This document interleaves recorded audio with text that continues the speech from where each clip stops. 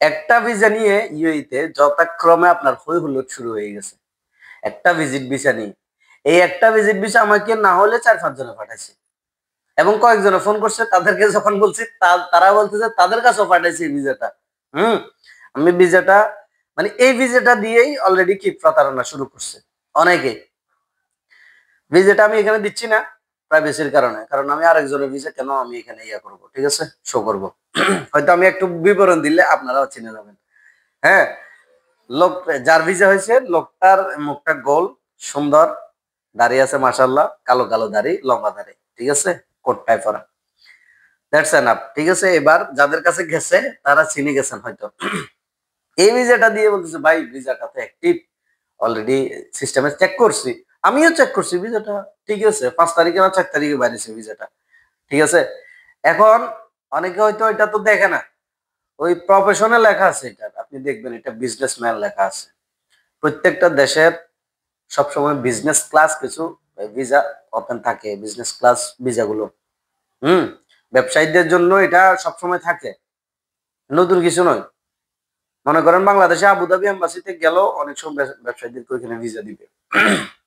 এখান থেকে যদি ঠিকঠাক মতো বিজনেস ক্লাস যে ভিসাগুলো আছে এগুলোর জন্য ব্যবসায়ীরা ওইরকম ব্যবসায়ী হতে হবে আর কি।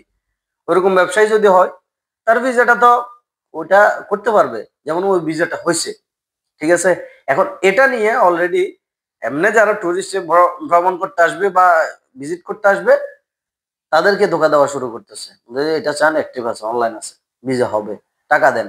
অলরেডি একজনে গতকালকে ফোন দিছে, মানে 30-35 জনের কাছ থেকে প্রায় 5-6 হাজার দিরাম করে এক একজনের কাছ থেকে নিছে।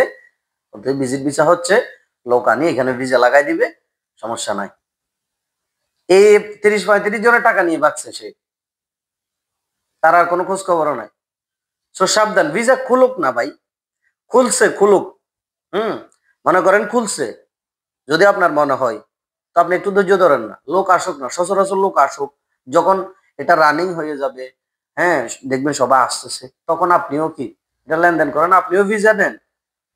কি কারণে আপনার এত তাড়াহুড়ো করতে হবে ভাই? কি কারণে তাড়াহুড়ো করে? তো আপনি আপনার টাকাই কি হারাবেন? এত অধৈর্য হইয়েন না, অপেক্ষা করছেন আর অপেক্ষা করেন, হয়তো এটার একটা সুরাহা হবে, ভিজিট ভিসা খুলবে।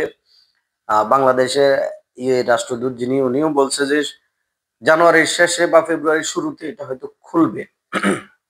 উনি আশ্বাস দিছে, তো আমরা ওনার আশ্বাস গ্রহণ করছি। একটু ওয়েট করেন, ধৈর্য ধরেন, হয়তো এটা কোনো বিহিত হবে অন্তত ভিজিট ভিসাটা, ঠিক আছে। এত অধৈর্য হইয়েন না।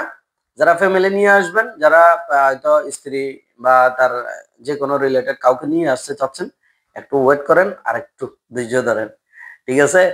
এত সরে বলিয়েন না হাবিবি কাম টু দুবাই। হ্যাঁ, একটু ধৈর্য ধরেন, যখন সচরাচর হবে তখন বলিয়েন হাবিবি কাম টু দুবাই।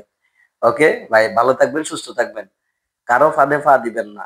ওই যে ওই দিনও বলছি, একটা লোক বাংলাদেশ থেকে এরকম তাকে এডিট করে ভিসা দিয়ে দিছে।